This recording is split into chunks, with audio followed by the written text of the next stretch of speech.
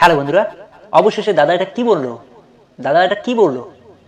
বাংলাদেশের নাজমুল হোসেন শান্তকে কেকেআর 25 কোটি টাকা দিয়ে না কেনায় কেকেআরের দল নাকি অনেক দুর্বল হয়ে গেছে।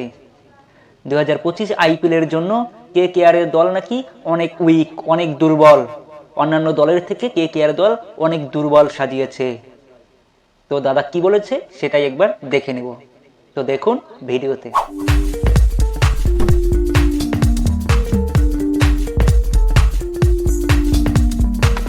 অবশেষে এবারে আইপিএল এর সবচেয়ে দুর্বল দল নাকি কলকাতা।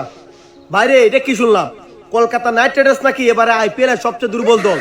গতবার যারা চ্যাম্পিয়ন হয়েছিল এবার নাকি তারা আর চ্যাম্পিয়ন হবে না, তারা নাকি গ্রুপ পর্ব থেকে নাকি বিদায় নিতে পারে। মানে আমি যতটুকু শুনলাম, কলকাতা নাইট রাইডার্স নাকি আগের মতন তারা কবরা কোনো টিম নাই, যে দলটা আছে এটা নাকি নর্মাল। এটা অনেকে বলতেছে, বিভিন্ন ফেসবুক পোস্ট সহ সবাই বলতেছে, বাংলাদেশের নিউজও এটা বলতেছে যে কলকাতা নাকি দুর্বল দল বানাইছে। তো বন্ধুরা, আমরা দেখে নিলাম দাদা কি বলেছে।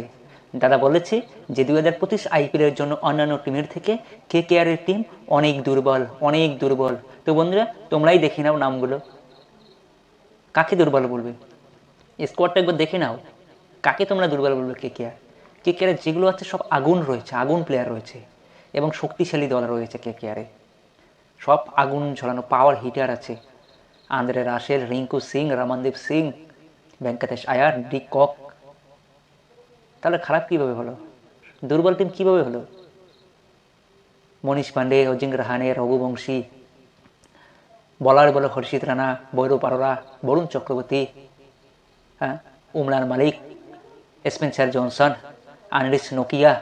তাহলে কীভাবে তোমরা খারাপ বলবে?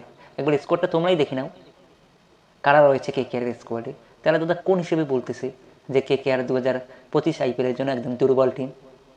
কিছু বলার নেই, তোমরাই দাদাকে কমেন্ট করে বলো কোন টিম শক্তিশালী, কোন টিম দুর্বল, একটু কমেন্ট করে জানাও। সত্যি দাদা পারে বটে। দাদা কয়েকদিন আগে বলেছিল নাজমুল হোসেন শান্তকে কেকেআর 25 কোটি টাকা দিয়ে কিনবে। হয়তো এ কারণেই বলেছে, নাজমুল হোসেন শান্তকে যেহেতু কেকেআর কিনল না, হয়তো এই জন্যই দাদা বলেছে যে কেকেআর দুর্বল টিম হয়েছে, আইপিএলের জন্য একদম দুর্বল টিম কেকেআর, এ কারণেই হয়তো বলছে। তো বন্ধুরা, তোমরা যদি নতুন হয়ে থাকো কেকেআর ভক্ত চ্যানেলটি সাবস্ক্রাইব করে পাশে থাকা বেল আইকনটি অন করে দিও। ধন্যবাদ।